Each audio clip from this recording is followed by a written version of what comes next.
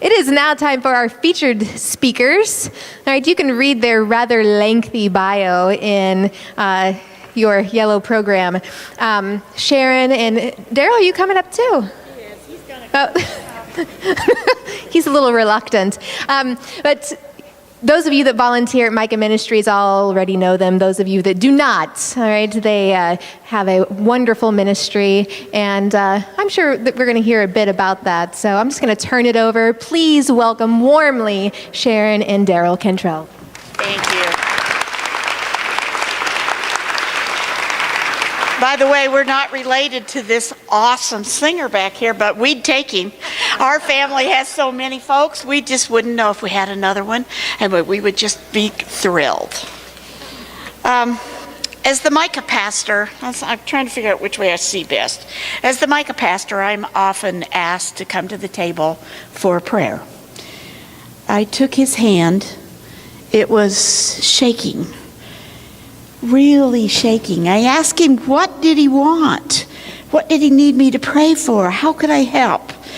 In broken, halted English, he said, for me to stop drinking. I haven't had a drink in 5 days. As a former social worker in a detox unit, I knew that was serious. You cannot stop drinking after years of alcohol and not be seriously ill. People die from this. Thankfully, at the Micah Ministry, we have a new clinic. It's called Care Beyond the Boulevard. It's actually under the auspices of Southwest Boulevard Clinic under Dr. Sharon Lee. There's this wonderful woman named KK. She's completed her training and she's now a nurse practitioner. During that time of study, she served in the food line week after week, and she had a dream that people with no access to health care might be treated, a place where someone knows your name, cares about your body and your health. So that dream has come true, and for the last 2 months, Darrel? 3 almost. 8 to 10 people are served every Monday night. But back to our friend. After the meal that fed his hungry body, I took him over to the clinic, folks. His blood pressure was so high that the volunteer nurses took him to KU Med Center to the ER, and he was admitted. If that new clinic had not been there, I wonder, would he have died on the streets that night? Tikkun Olam, which I came to just touch on briefly, is a Hebrew phrase. The most modern and broadly understood notion of Tikkun Olam is that of repairing the world through human actions. Humanity's responsibility to change, improve, and fix its surroundings is powerful. It implies that each person has a hand in making a better world, as well as working for lives of future generations. Tikkun Olam forces people to take ownership of their world. It is them, not God, who will bring the world back to its original state. That state of holiness and wholeness. More simply, Jews believe they're called to participate in repairing the world with justice and righteousness and acts of loving kindness. Without their stake in the improvement of their environment, evil and justice will continue. Aren't we all called to make a better world? Don't we all join together to make that so? No matter what we call ourselves, what name we go by? Don't we all need to work side by side, making a difference? I want to thank you for asking me to come this morning. So many of your group has come to Micah and made it a part of your priority of service. How many of you in this room have been to Micah? Look around. You are the face of Micah.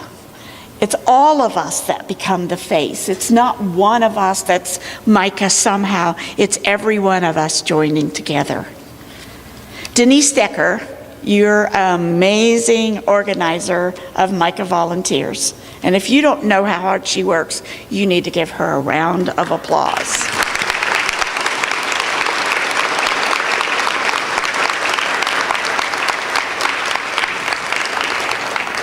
She tells me that week after week she is asked if we really do welcome all to come and serve.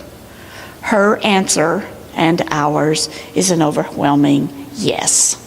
Yes, you are welcome to come and serve. We all take seriously caring for others and repairing the world. So let me tell you a little bit about Micah Ministry. Some of you have heard some of this. It's the same story, but it still needs to be told. Micah Ministry is housed at Independence Blvd Christian Church in the old northeast area of Kansas City. It's a holistic ministry that operates on Monday nights, and how it gets started is amazing. This once prosperous church, in the 50s they used to have 1,000 in Sunday school and 2,000 in worship. They found themselves in the heart of the inner city with crime and homelessness growing in all sides. They had a pastor with a heart and passion for the poor, Reverend Lee Caramonte. They had a huge church building. They once had a swimming pool. They still have a gymnasium. They had an endowment, but a declining white elderly population with an enormous heart. But this congregation decided to roll up their sleeves and throw open their doors and serve a hot meal on Monday nights to whoever came. In April of 2002, Robert's Cafeteria started. It was named after Robert A. Long, who's the lumber baron from Kansas City, and he was a longtime member of IBCC. He was the benefactor of the church for sure, and a homeless man named Robert who froze to death on the streets of Kansas City that March. The decision was based on some things we find in the area. The area around the church has changing dynamics. There's always been a huge immigrant population in that area, but now 35 languages are spoken around that area of the church. There is dire poverty, substandard housing. There is definitely food insecurity. There's a lack of education. Unemployment is sky high. There are no jobs. There's no access to jobs. And there's a high crime rate. We have learned that there are a lot of hungry people who need or want to be fed. That first week there were 2 women who worked the avenue, and 7 men who spoke little English. Now we serve dinner to between 400, 450, 500, numbers have even gone up to 600 some nights, people. But it's not just about food. We have a children's room where kids can go to be kids. And we have 2 clothing pantries, one for children and one for adults. And on any night, we may distribute 2,000 to 3,000 items of clothing and blankets. Denise works tirelessly to collect your donations and mark them and bring them and get them on the shelves. Because in an hour and a half, those of you who have ever worked there, especially if you've worked the clothing pantry, in an hour and a half, those shelves are emptied. So who do we serve? Anyone who comes through the door. Elderly, homeless, lonely, low on funds. Most often, the poorest of poor find their way to our door. Families, singles, immigrants, undocumented. Even those who work the streets are welcome to come in take a seat, and be served a hot meal. Served by smiling volunteers who are offering a welcoming spirit. We feed you until you are full. That's one of those things that doesn't happen in all of the places in town. Main course, vegetables, salad, bread, and a homemade dessert. The numbers swell as the month ends. Can someone tell me why? Out of money. Out of money. We live on a once a month income, and it's hard to stretch sometimes. It's even harder when you didn't have enough to stretch in the first place. So our makeup, it's really hard to tell you how many are homeless. Sometimes I say maybe perhaps a fifth are homeless. I don't ask people, are you homeless? You know it by some of the things they share with you. And I might have a place this week, but next week I might be homeless or surfing someone's couch. But maybe a fifth of those numbers are. Most come from inadequate homes, around the area walking, some take buses.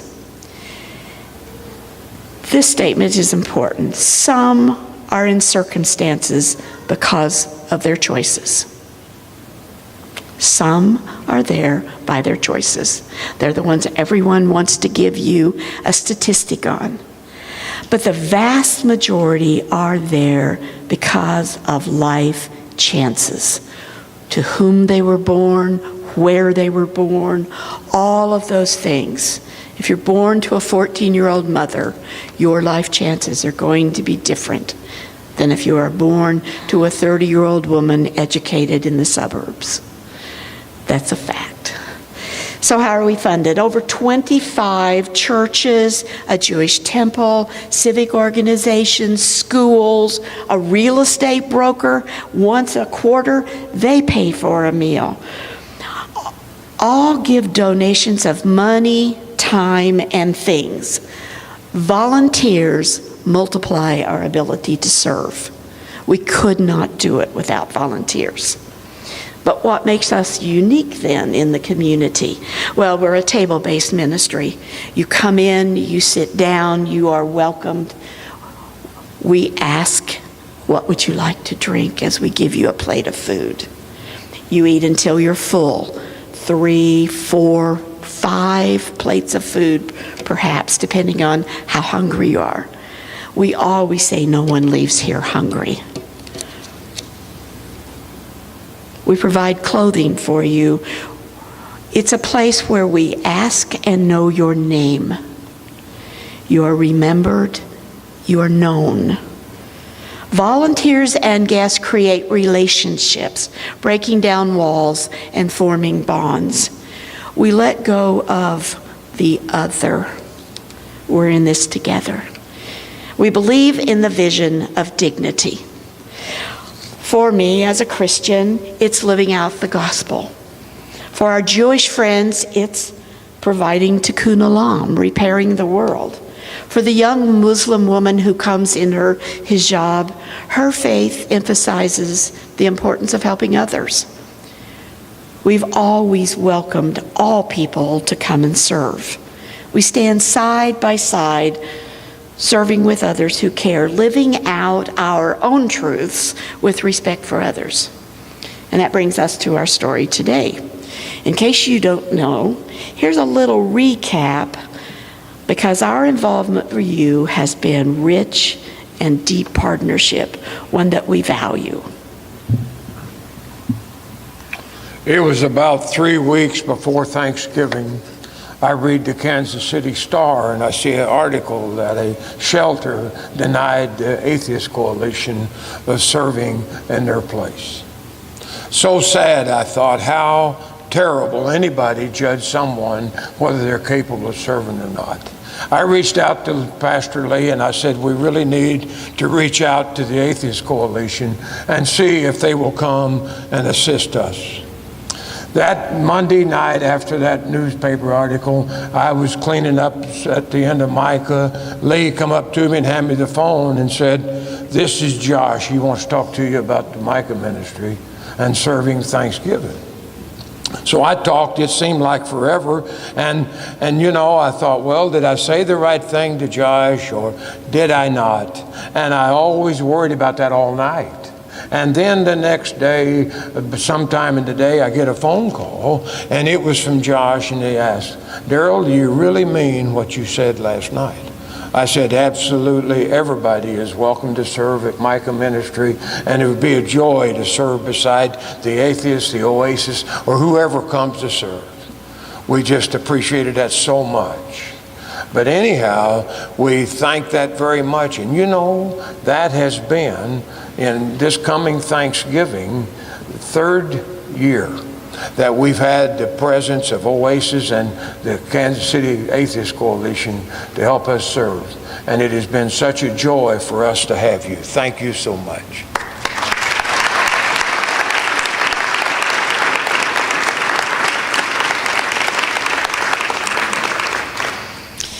For me, I seek to practice presence, tending to the holy in each person I find.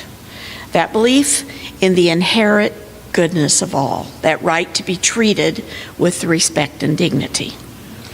In a small book that I love called God-Bearing, Elaine Robinson says, but it applies to all of us. We open ourselves to be present with one another, calling attention to love, downplaying judgment. We seek to embody that with both guests and volunteers, being a servant, doing whatever is needed. Our goal is to meet people where they are, to form relationships. Gandhi says, be the hope you wish to see in the world. Live inside of it. Her children are hungry. She comes to keep them from starving. She lost her job again to downsizing. She has a college degree, always made ends meet before, though she came every week to help stretch her food dollars. She's made her way now as a single mother, but she can't find work. Her rent is overdue. They may shut off her utilities soon. What if she's on the street? Where will she turn? She has tears. Will I pray for her? I can't fix everything. People are hungry. Hunger in the world is rising. They tell us that every 5 seconds a child dies of hunger. Every 5 seconds. Be the hope you wish to see in the world. We've also learned that people are hungry for more than food, both volunteers and guests, for a touch, to be seen and heard, to be validated, for relationship, to feel a part of community, for safe sanctuary. As a pastor social worker, I have opportunity to be present to their needs and wants, not often fixing, just listening. Referring when I know of another agency, I get to think out of the box a lot. One time, many years ago, a friend at Micah died, and we learned that he was a veteran. There was no one there to celebrate his life at Leavenworth Cemetery. So now we offer memorial services too. It's called Death with Dignity.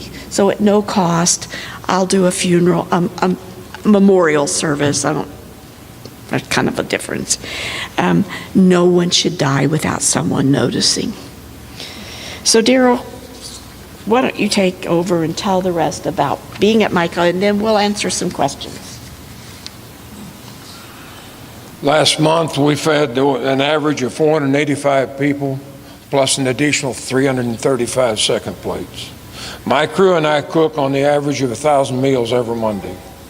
So how can you be involved, and more involved than you already are? We involve 70 to 90 volunteers every week, so volunteering is important and vital. Money is always an option, but a poor substitute to getting people involved in small groups and youth group participation. A few ages we really need to worry about, that we need to be over 12 years old to serve. Involving those who cannot become dessert divas, as I heard the cookie request today to be baked. Coming out and helping cook a meal. You're welcome any Monday. I get to Micah on about 7:30 on Monday morning. I'll leave there about 8:30 on Monday night, and you're welcome to come. The temperature in the kitchen is about 150 degrees tomorrow, but it's not too bad. But also, you know, people like Blue Springs Church comes in, they cook once a month. They bring the entire crew, so I get a vacation. We had a group that had a can drive. They furnished us 244 cans of the large cans of vegetables, corn and beans. So tremendous. We had another couple of guys come the other day, and they give us 3,500 rolls of toilet paper. Can you imagine? That is such a wonderful gift. That's from here. One of our guys is from here that brought the food. Yes, one of the guys is from Oasis, and we certainly appreciate that very much. Sharon mentioned about the clinic that we have. I had a dream of the clinic about 3 years ago, and it just become a reality about 3 months ago. And oh my God, I always dream. And I wake up in the middle of the night thinking about Micah and how can more volunteers help us. And here's some of my dreams. Mentoring high school students in and around the church to save them from being with us on the Monday night. Employment assistance for our guests. Legal assistance, donating time to pro bono work to help the legal. Grant writing. I need people to help me grant writing because I don't have a clue how to write a grant. Help on Monday and Thursday during the day to sort clothing. About 1 o'clock each Monday, I see Denise come driving up with a car. You can't see nothing but her head. Their stuff comes out of that car, and she's in there. And what's so neat about it, it just goes right on the shelf. It's labeled, and Denise is there putting it away and serves and helps serve the people. Training families on finance and home economics. Man, there's all kind of retired finance people out here someplace that needs a place to come on some Monday and help our guests learn how, when they do find that place, they will have the finance and the home economics. One time I took a stove and a refrigerator to a homeless person, and they still had bologna in there to eat because they never knew the fractions of recipes. Can you just imagine? Financial support is the only way we keep the doors open, and we do appreciate you. It is absolutely an opportunity for Sharon and I to be here today and speak to you about Micah. And if you have any questions, Sharon will come back up and she'll answer them. She's pretty good at taking questions because she can hear better than I can, so she probably hears the question. And I won't just answer something. Something that wasn't asked. All right, does anyone have a question for Sharon? Just raise your hand, wait for the microphone. We want to be sure that we get your question on the video. Anyone? Raise your hands high. What's behind me? Oh, there we go. I will say, I didn't tell you about time. We circle up at 5:10, but you really have to be there at 5-ish, because we parcel out all the jobs, and you got 70 to 90 people standing in a circle, hopefully. The first thing that gets not staffed is clothing. So sometimes when we don't have enough volunteers, we have to not do clothing, and then so that we have enough people at all the tables and all the other things, so that for sure everyone gets fed. At 5:30, the doors open, and from 5:30 to 7, those of you who have been there can attest, it is organized chaos. But it's organized, and it runs well, but it's like this. My question is, are you looking for donation of new items, used items? What do you accept? Like, for example, we just moved from a suburban home, downsizing, and we have a garage full of things. Some might be useful and some might not. And I frankly don't want to bother with a garage sale. I'd much rather give away items that are useful. So if you could just answer that. Perfect question. What we provide to folks who come are seasonally appropriate, clean clothes. They can be used. If you would not put it on your child or on yourself, I wouldn't donate it. If it has paint stains on it, that would be something you want to do something else with. We don't do household items because we don't have the place to store them, with the exception of we do pillows, blankets, sheets, towels. I can't tell you how excited someone is when they get a towel. They don't have to be new. The only thing I ask for, socks can be used, clothing. I've changed my mind about underwear. I would like for the underwear to be new. You would not believe some of the things that get donated. Tennis shoes. There are things that are essential to people living and walking. It will be boots and coats and hats and gloves. But this summer, people have to stay cool and hydrated and able to get from place to place. And so we think in terms of that. Afterwards, if you have some specific questions, or Denise will know too. Yes. I've been to Micah numerous times, and I remember it as a kid. I remember that great big church. And I always mean to ask you when I'm there, but then I get so busy that I forget. Is there any way that we could ever take a tour of the church? Absolutely. So Talk amazing. to Darrell. If you come by 4:30, we have time between 4:30 and 5 to do touring and things like that. At 7:30, I am too tired to hardly get to the car. I don't care if you see the church at 7:30. Sometimes Darrell can hardly get out of the truck. Yes. You said that you guys do, you have like a free clinic type of thing. I'm not a nurse or a doctor, I'm an EMT, but do you want someone to come and do like vital sign testing for people? Because I can take vitals. Absolutely. Come and volunteer. And that reminds Darrell something. That reminds me very much, talking about the clinic, we're going to eventually, and pretty quickly, going to go to backpack ministry, medicine. We're going to go out on the streets to the homeless camps and to the homeless people under the bridges, like they feed food, like a group here in town that goes out to the bridges. And so hopefully we'll have that going. We take volunteers, everything in that, really, really much so. Nurses, nurse practitioners would help us even more, because right now we just have one provider. So if you're a nurse practitioner, and we also, there's ways that you can get insurance to help cover you if any problem. Great. Anyone else with a question? You're gonna raise your hand. Oh, yep. All right.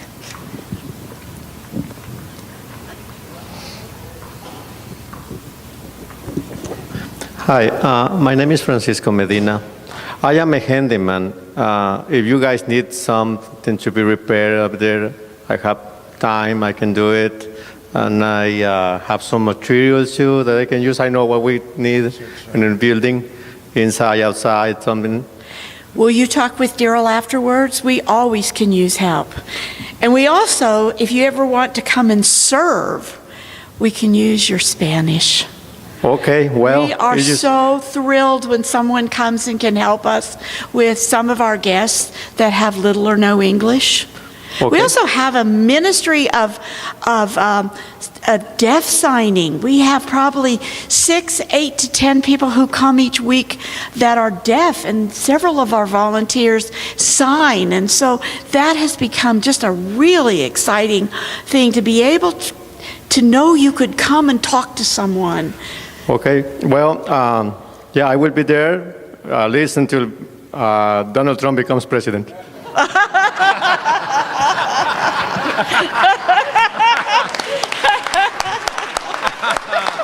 Thank you. All right. We're going to take one more question. Hopefully not. So we have clothes, like we've gone through, like at the end of the season, we're like, okay, our kids are not going to be able to wear this next year. Do you guys have storage? So like right now we have some coats that are going to be small for the coming up winter. Storage is our most difficult issue because we don't have a lot of place to put the off-season clothes. That's why I suggest if people will keep them in their garage or something and then donate them when the season comes up. I'm sorry, it's a whole lot easier to go in and clean out your closet and give it to somebody. But it's thoughtful if you can hold it and then give it for the right season. So thank you for asking. Most of our folks who come, we take care of lots of children. But the adults seem to be more amply built, like me. And so if you know folks that have larger sizes, taller sizes, I covet when I see somebody in tall jeans. I think, oh, I got two men who would love your jeans. So, if you know someone who's got larger size clothing, they are really, really helpful to us. I have one more thing. Each year we furnish school uniforms for the children that comes from kindergarten through 12. We will in August, last year we had about 125 students that we clothed. And if you know, this year we'll be doing the same thing, and it costs about $25 a student for us to clothe. So if anybody wants to make a donation like that, it's very much appreciated too. And we thank you oh so much for having an opportunity to come and see such wonderful faces that we see often on Mondays. And it is such joy to come, and sometimes you feel like you're preaching to the choir, but let me tell you what, we'd love to have you all. Thank you very much. Hey, please thank Sharon and Darrel. Thank you so much.